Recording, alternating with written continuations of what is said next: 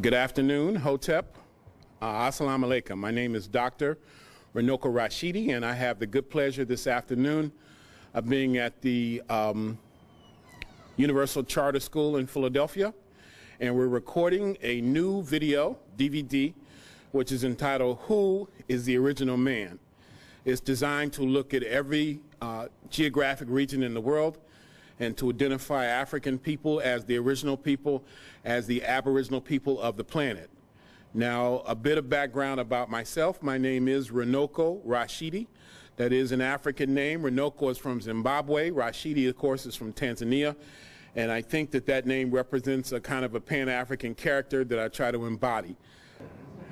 I'm an anthropologist, a historian, and a world traveler.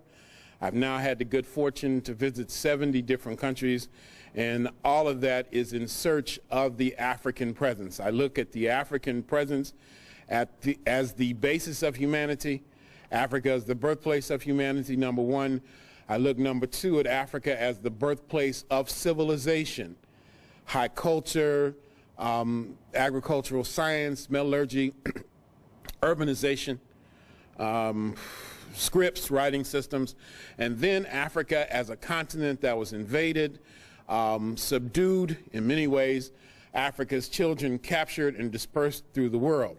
But today is the beginning, and so we're going to focus right now on the African background to humanity.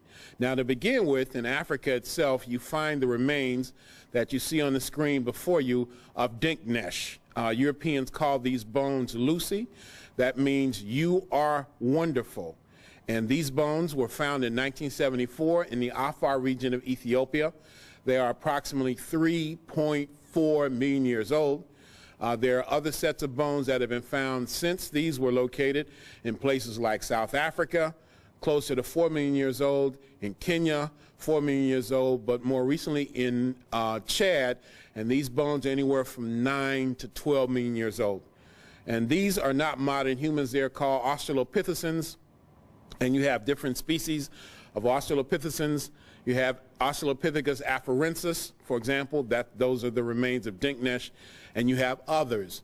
And then, of course, the Australopithecines give way to another early human ancestor, and those are Homo habilis. And Homo habilis essentially means handyman. Now, Homo habilis is different than the Australopithecines, and that not only do they walk upright on 2 feet and have large brains, but Homo habilis is able to make tools. They're able to manipulate nature. And then hundreds of thousands of years following the emergence of Homo habilis in Africa, you have another early species, and that is Homo erectus, or erect man. And erect man is also very, very important in the evolutionary scale. Black, out of Africa, but Homo erectus is important because they domesticate fire, a basic, perhaps the most fundamental human technology. And then Homo erectus gives way, perhaps 500,000 years ago, to Homo sapiens. And the most famous regional variation of Homo sapiens is Neanderthal man.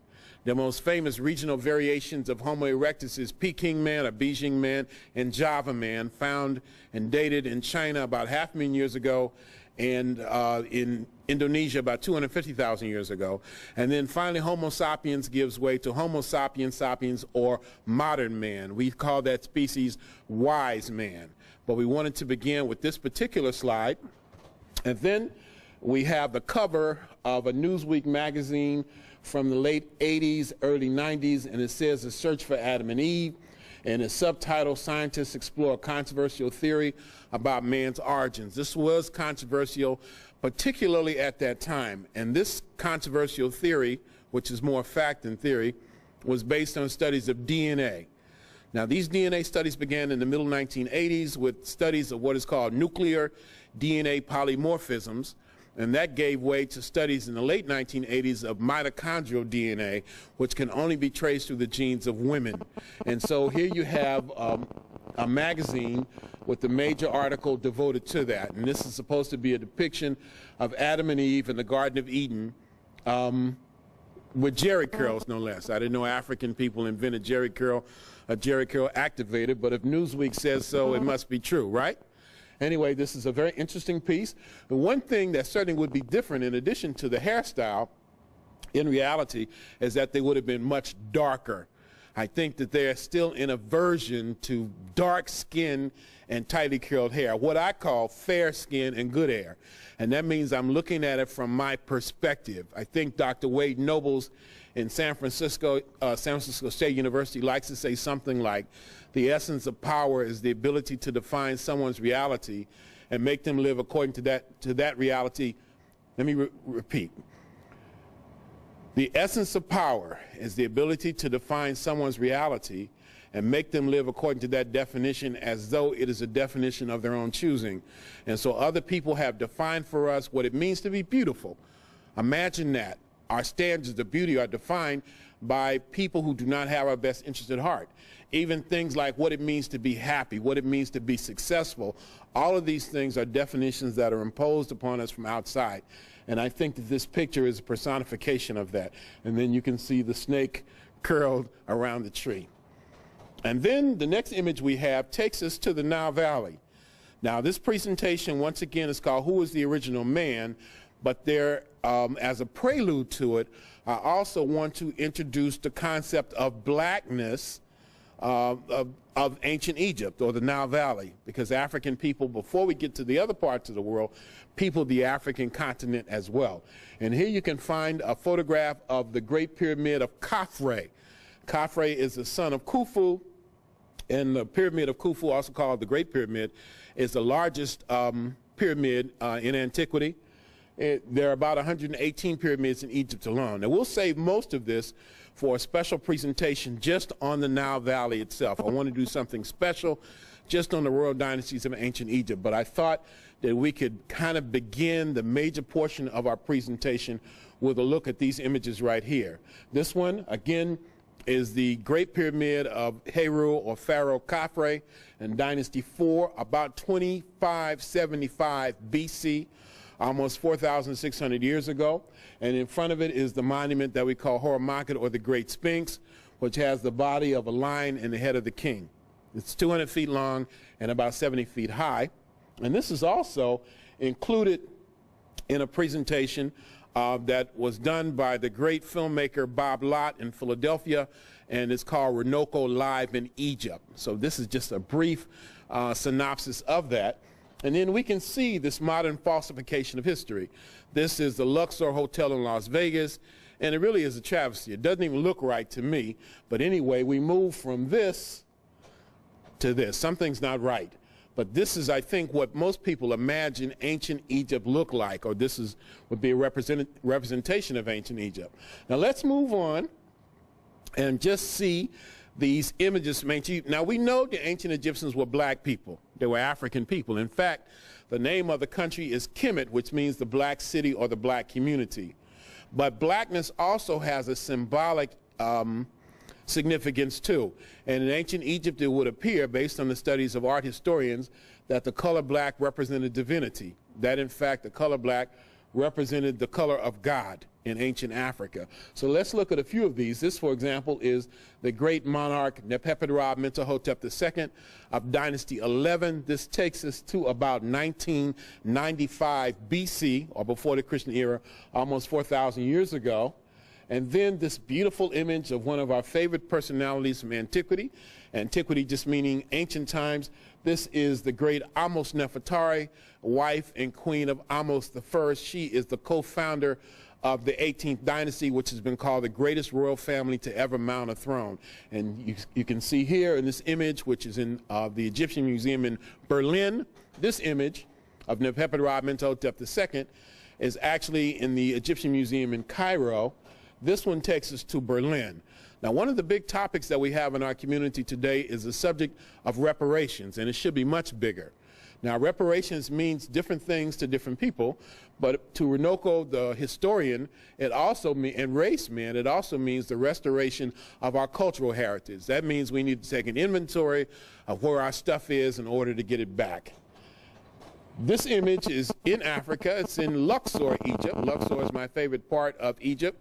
Luxor is important because this is where 80% of all the monuments in ancient Egypt are located.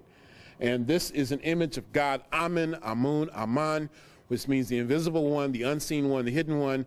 This is in my favorite museum in Africa, the Luxor Museum. And of course, this is the beautiful Queen Ty. This is the only image that I'm going to show in this sequence that is one of the few images that is not symbolic. This is natural. This is real. This one is in that same museum in Berlin, the Egyptian Museum in Berlin. This is Queen Ty, or T.A. Some people pronounce it Queen T, T-I-Y-E. She is the mother of Akhenaten and King Tut in her beautiful natural blackness. This is an image of her most famous son, but the least important of her offspring in all likelihood. This is Tutankhamun, or King Tut, and this is a black statue made of ebony, conveniently left out. You have to go to Egypt pretty much to see them.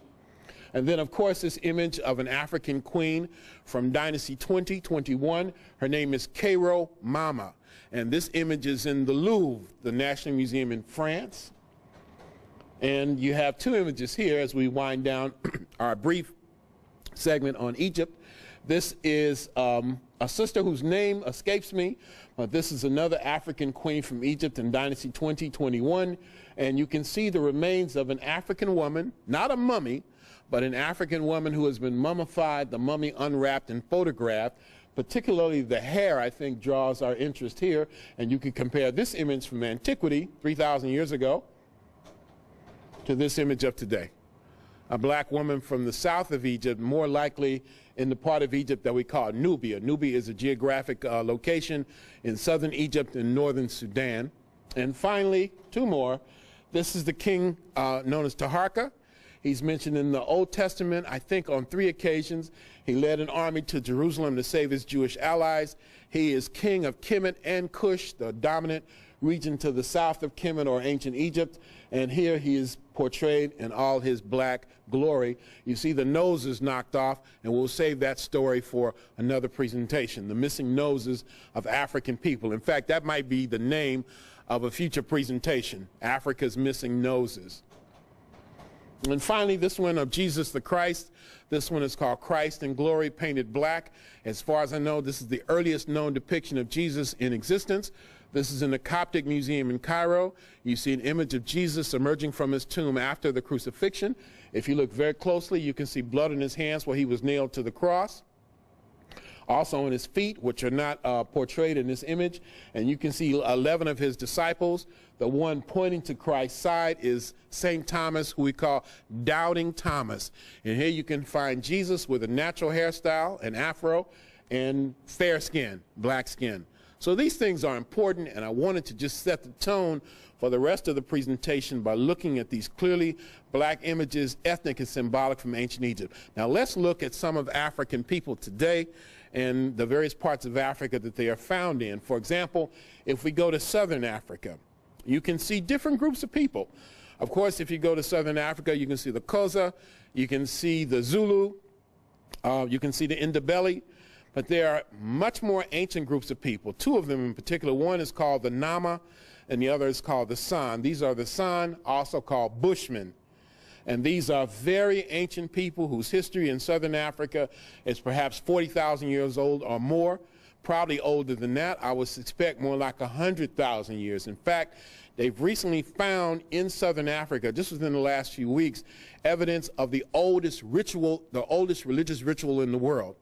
And they say it's 70 to 90,000 years old, and it's depicted in southern Africa among these people called the San. Now, 10 or 15 years ago, showing this image, I would have said that that they look like East Asians, like Chinese, like Koreans, etc. But now I would say that East Asians look like them.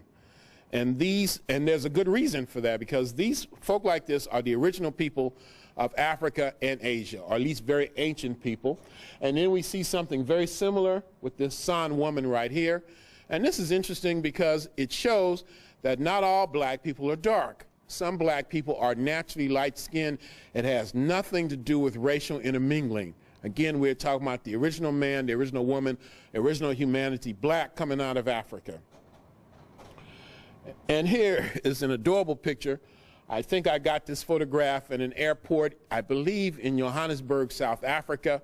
And again, folk like this represent the indigenous population of Southern Africa itself. You can find populations like this in Botswana, in South Africa, in Zimbabwe, in Namibia, in Swaziland, and probably Lesotho as well.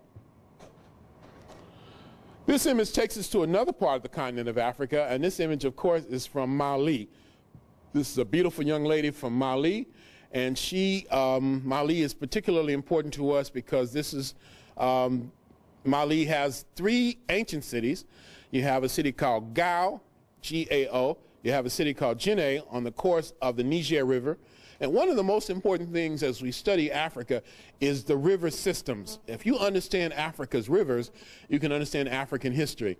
If you understand not just the history of the Nile, but the Niger, the Congo River, the Limpopo, the Zambezi, you will have the Orange River. You can have a good history of Africa. But the most important of those cities is called Timbuktu. And most of us have heard of Timbuktu. Mali is a large country. It has these 3 great cities. And of course, this is an image of a black woman from Mali in Northwest Africa. So we've gone from Southern Africa to Northwest Africa. This image takes us to the Horn of Africa, a place called Djibouti. The Horn of Africa incorporates Eritrea, Ethiopia, Somalia, and Djibouti. Some people might also include Kenya in that category. So we've gone from south to west to east. This image takes us back northwest, and this is an image of African children in Morocco.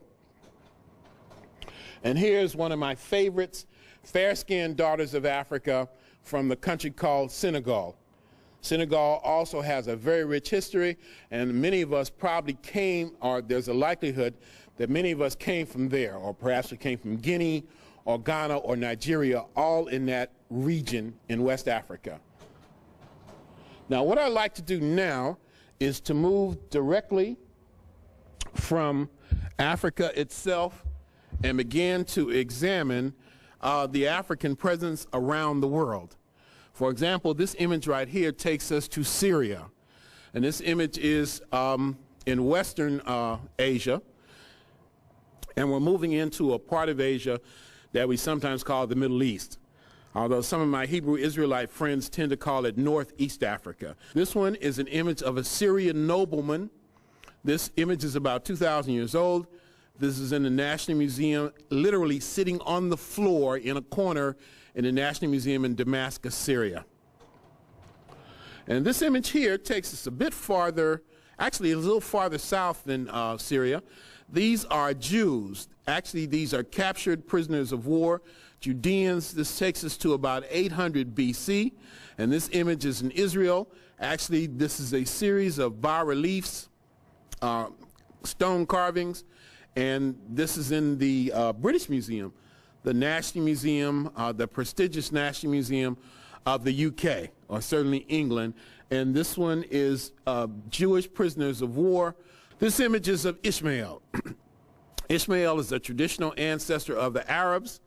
And Ishmael, as you can see here, is portrayed as Africoid, or African if you like.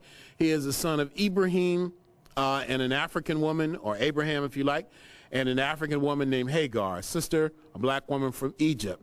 And they are regarded, certainly Ishmael is regarded, as the traditional ancestors of the Arabs. They laid the basis, he and his father Ibrahim, or Abraham, considered a prophet in Islam, laid the basis for the Kaaba sanctuary at Mecca. And in another presentation on the African presence in Asia, we will go into that in some detail. Here you have images of African people, black people, the original men and women of Western Asia. This, for example, is a sheikh from Saudi Arabia. Here you have a beautiful image. This is one of my favorite slides. Unfortunately, I did not take this one. I can't claim credit for it, although I hope to visit the country that she's in. This is a black woman from Yemen in the southwest portion of the Arabian Peninsula. Yemen is closer to Africa than any other part of that region. In fact, it's just across the Red Sea, the Bab el-Mandeb from Somalia and Eritrea in Asia itself. And this region is particularly important because in ancient times, it was where the world's, we think, finest frankincense and myrrh came from. Frankincense and myrrh were very important in ancient times. They were used as a base for cosmetics, as an antidote to poisons. They were used in the mummification process. It is said that the Roman Emperor Nero used 50 tons of incense in a cremation ceremony. We know the story of the Christ child who was brought gifts of frankincense, gold, and myrrh. Frankincense and myrrh being incense brought to the Christ child in the manger in Bethlehem. At any rate, this made Yemen very wealthy, and it was also the domain of the Queen of Sheba, one of the most interesting and important personalities in ancient times. And then we move here to Oman, and this is a new, relatively new slide for me, a new image for me. Oman is at the base of the Persian Gulf. I think that it's bounded by the Indian Ocean on the south and then the Persian Gulf on the east. And this is a largely desert country. The capital is called Muscat, and this is a black man in Oman. I became interested in Oman about 25 years ago when I found out that African people were still being bought and sold as chattel slaves. This image takes us to Kuwait, and this is the former Crown Prince of Kuwait. For a while, he was the emir, only for about 2 weeks, of Kuwait.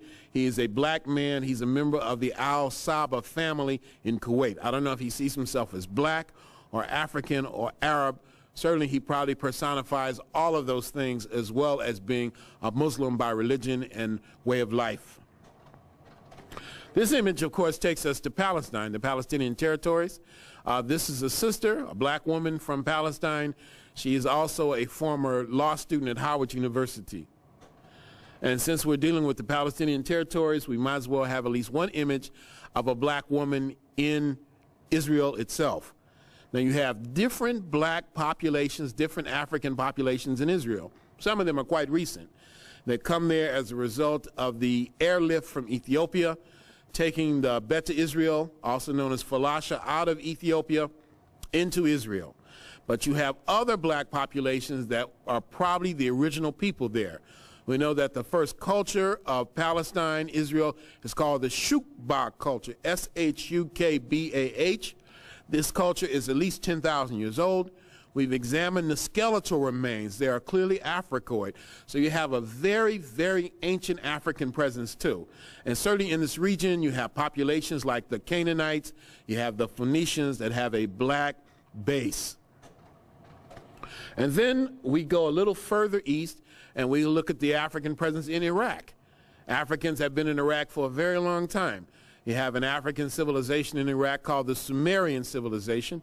And then you also have Africans, again, who are captured in Africa, enslaved, and brought to that part of the world. They are particularly prominent in the southern part of Iraq, near the city of Basra.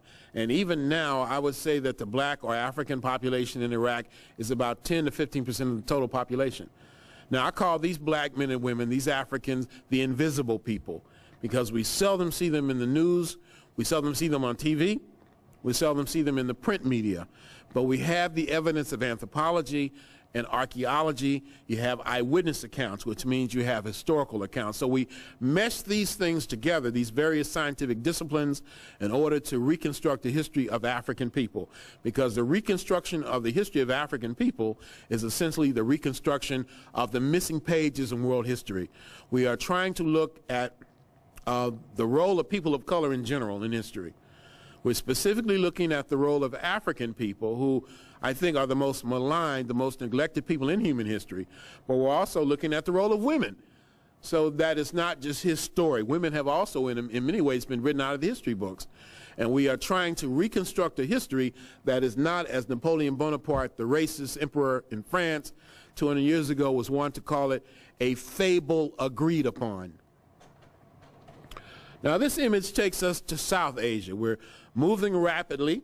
We move from Africa itself into the Middle East, Northeast Africa, Southwest Asia, depending on the nomenclature that you choose to use. I designate the area Southwest Asia for the most part. And now we're in South Asia proper. South Asia incorporates Pakistan, India, Bangladesh, Sri Lanka, and if you wanted to incorporate it, you could say Myanmar or Burma. And this is an Aboriginal woman from East India. She is from a group called the Banda, a very small group. In 1999, actually 98 as well, but 99 in particular, I went to East India, a state called Orissa, and I tried to visit these people, but they are in a very isolated, desolate area. The French did some good anthropological work with these sisters and brothers in the late 1950s, and they have become very, very familiar to many African Americans because they look like Africans on the continent of Africa. Some people I've even argued with, some people, for example, have told me that they are from Gabon. But most people would think that they are from Kenya or Tanzania. They are from the area near Lake Turkana or perhaps even Maasai. A lot of that has to do with the bangles around this woman's neck, but I assure you that they are actually from East India. East India is very important to us from an African perspective, from an anthropological perspective, because India has the largest concentration of black people in any single country in the world.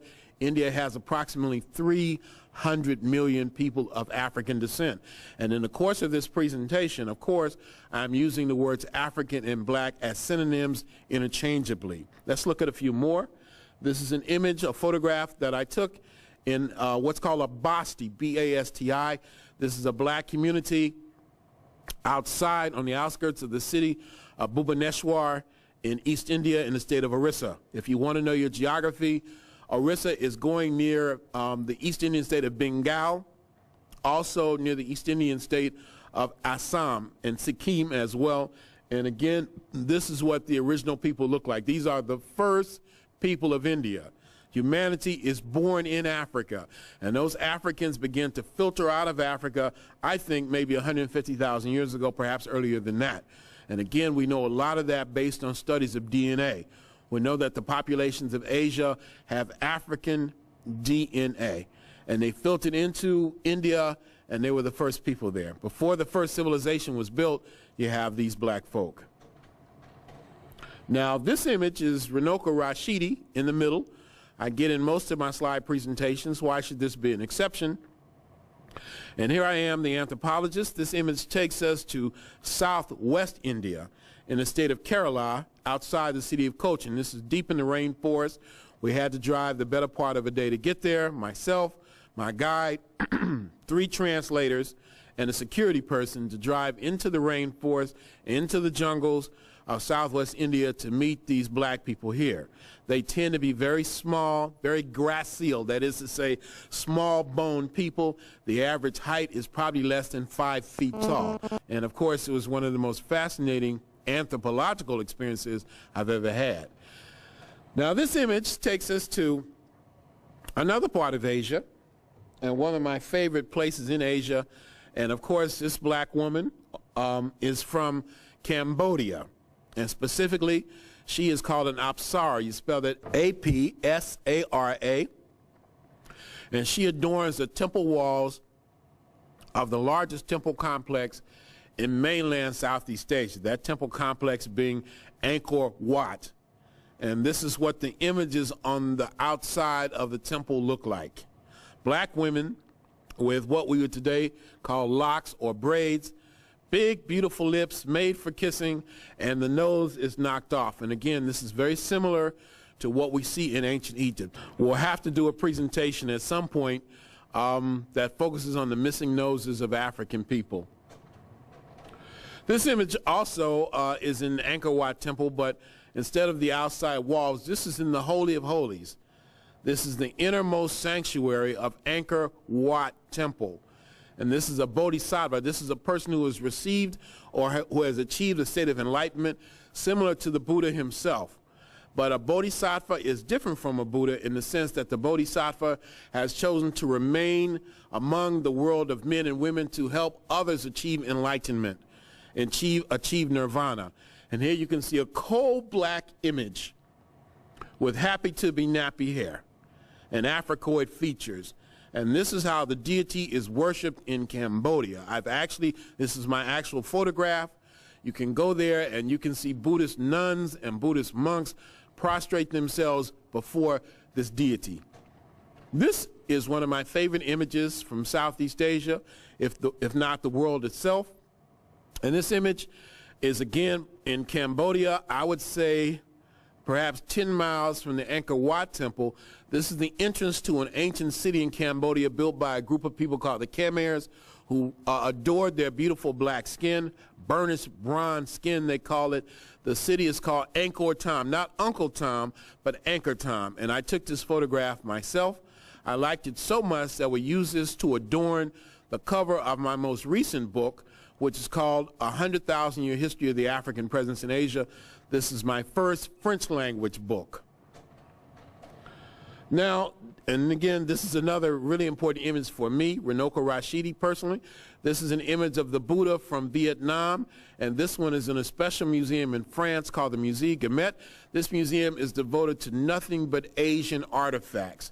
And this is an image of the Buddha, I think from the 8th century AD.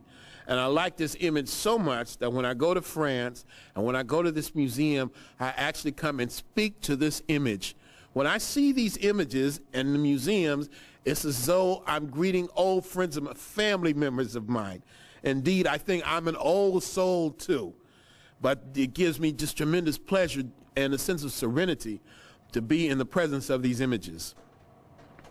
Now, with these images, this next sequence, we look briefly at the original men and women of Southeast Asia. For example, this is an image of a black man from Vietnam. I've been in Vietnam twice. On my last trip to Vietnam, I took a group.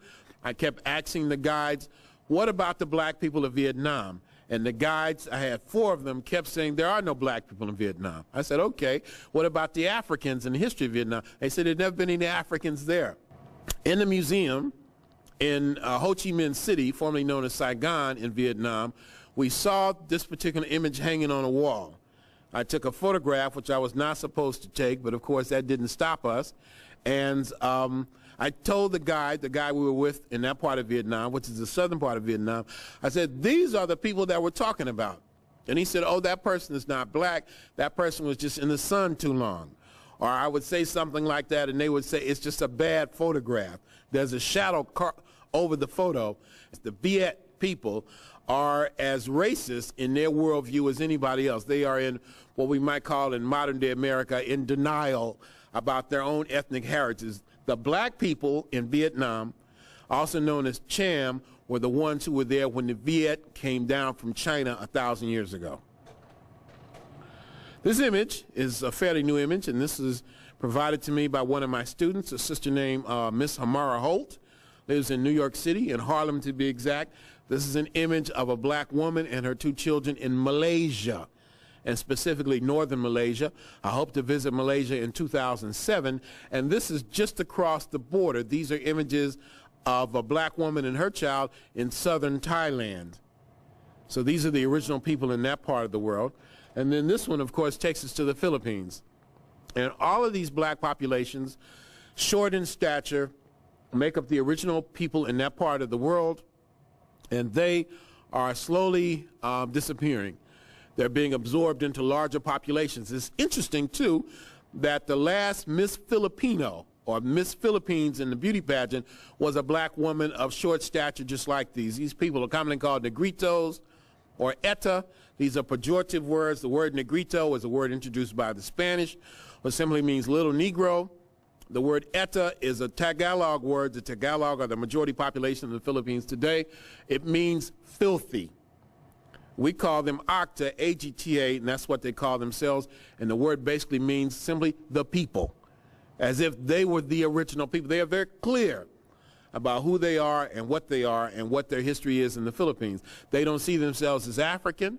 I don't even know if they see themselves as black, but the physical appearance speaks for themselves or for itself. They live in places like Luzon, in Zambales Islands in the Philippines. Philippines, by the way, is named after Philip II, King of Spain, because the Spanish are the first big European intruders into that part of the world, with Magellan in the 16th century. And also 2 black youth in the Philippine Islands. This is a relatively modern photograph. Now let us go back to mainland Asia, and here you find from the Shang dynasty in China an image of a tiger holding a black child. This is made of bronze. This is in the Chanucci Museum in Paris. This museum in Paris has nothing but Chinese artifacts. I have to give Europeans great credit for one thing, if nothing else. They stole a lot. You know, they are thieves par excellence. And it's amazing there are any artifacts left in the countries of origin. This is in the Chanucci Museum in Paris. This is called the Tigress. And it's an image of a tiger, bronze, Shang dynasty, the first dynasty in China, protecting a black child. You can look at the features there. They do not represent the features of the Han Chinese. This is from east of China. Of course, this is an image from Japan. This is an image of Fudo Mayo, F-U-D-O, Mayo, M-Y-O. And the name means the immovable one.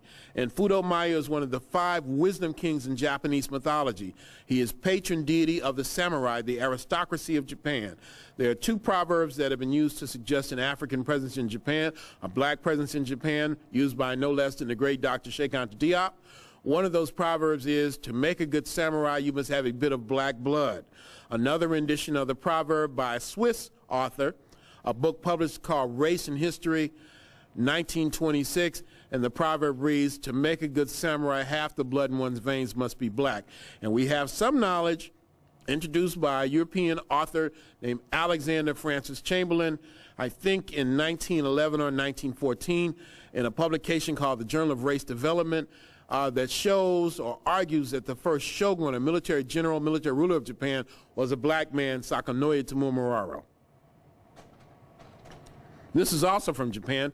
This is an image of the Buddha. Of course, the story is the Buddha got his tightly curled hair like that. In fact, some people would even tell you that that's not the Buddha's hair. Those naps, those kinks, those knots on his head that seem so obvious to many of us. I was told at a museum in Los Angeles that the reason the Buddha has hair like that is because it was very hot one day. He was sitting under the Bodhi tree, and to protect him from the sun, these snails crawled up on top of his head. Now, I'm the sort of person that doesn't take anything lightly. I went to India. I went to Bodh Gaya. I found the Bodhi tree. I sat under the Bodhi tree for the better part of a day. None of those snails crawled up on top of my head. Perhaps I'm not as pious as the Buddha, but I wanted to test that theory. And even if there were snails on top of his head, I don't know how that would account for the black skin. Maybe he got sunburned being under the sun, but he also got a big nose.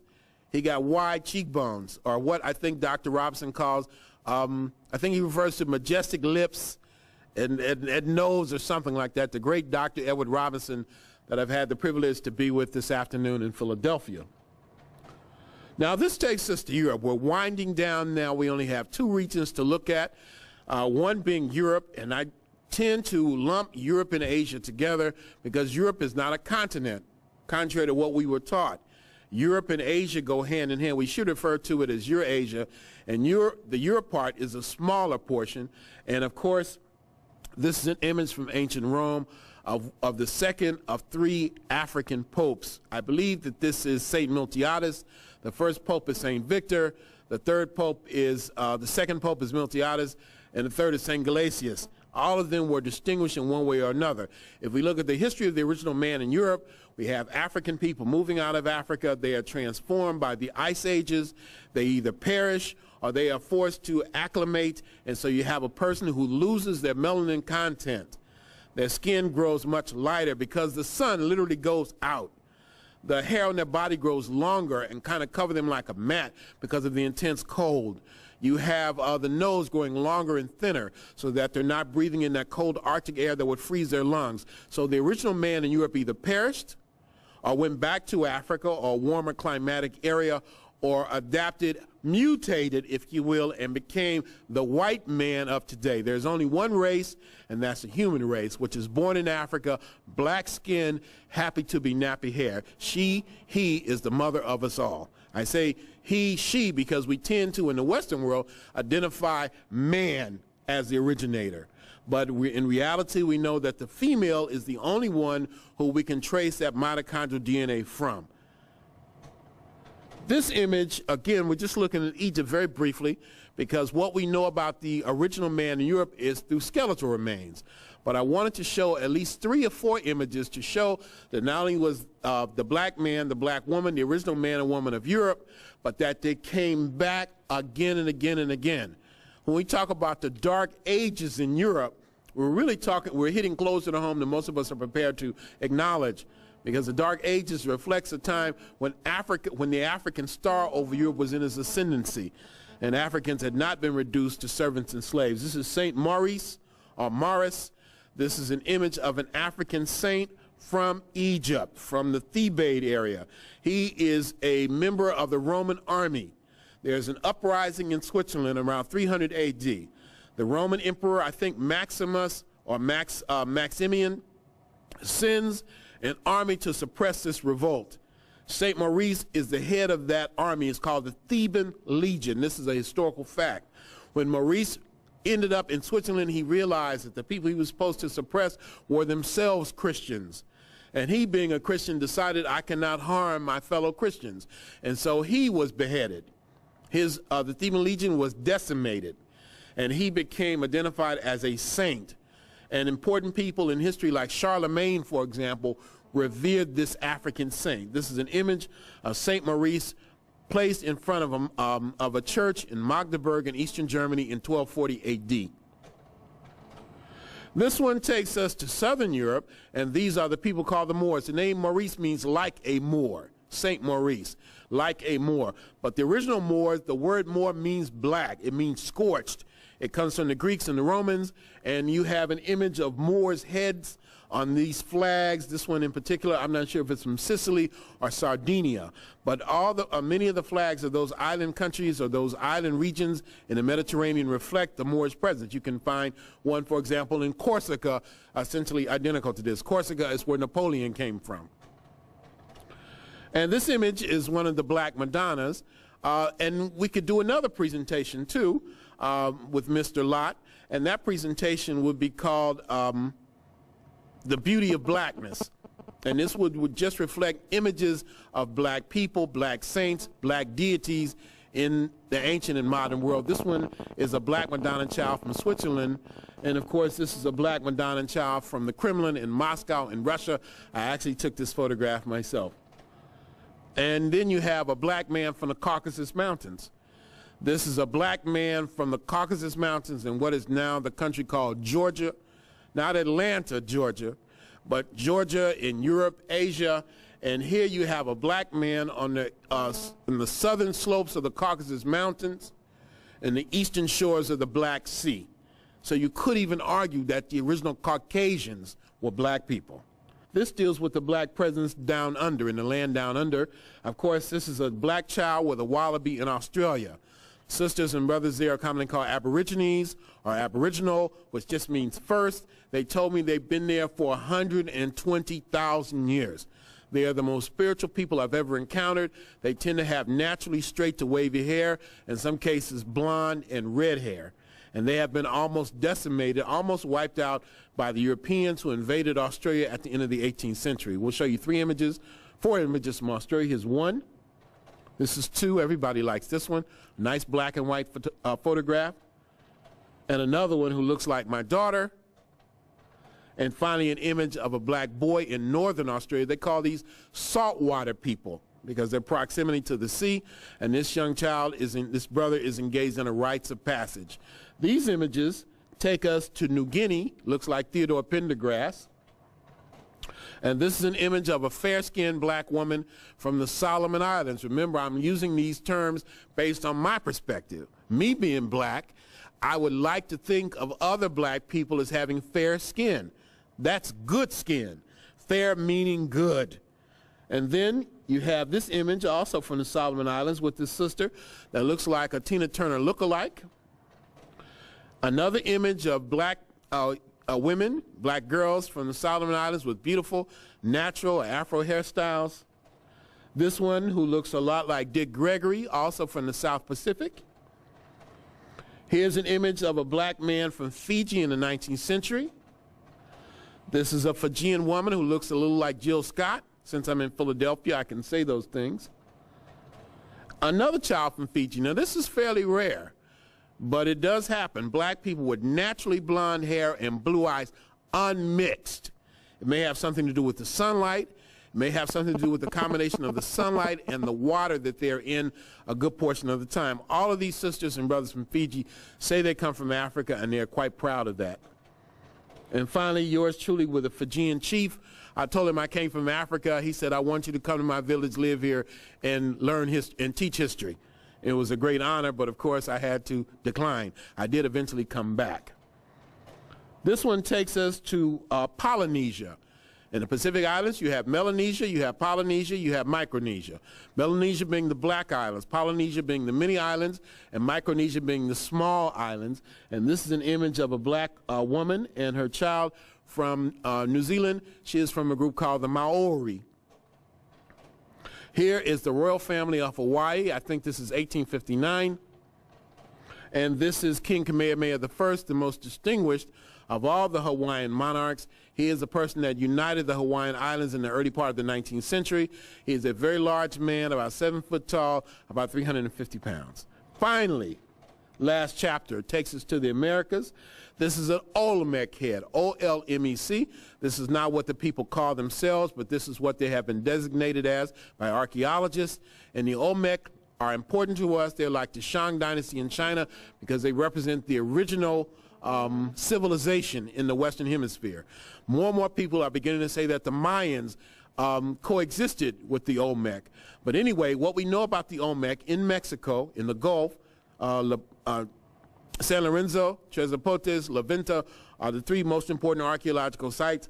What we know most about them, or the most outstanding characteristic, are these large basalt heads. These large heads made of basalt stone, one of which weighs 80,000 pounds. I believe there are 18 of these heads that have been excavated, and they all look like Africans. One of them was called Joe Louis. Another one was nicknamed the Ethiopian. And of course, we are told that the reason they look like that by racist archaeologists is not because they were black, but because there was a big earthquake and the heads flipped around and rolled around in the mud for a very long time and looked like black people. That's the source for another presentation. You also have, in addition to the massive stone heads, the terracottas. This is a terracotta that some people say looks like Lawrence Fishburne, Samuel L. Jackson, RUNOKO RASHIDI, Bob Lott. Depending on what time of day it is and how you're feeling, you can pick one and they'll all look the same. I say it looks like Shaquille O'Neal. You be the judge. And then you have other terracottas like this one. Actually, I don't think this is a terracotta. I think this is a small figurine. But the most interesting part for me is the shape of the head, and we can compare that head with this one from the Congo. That is the baby, the child.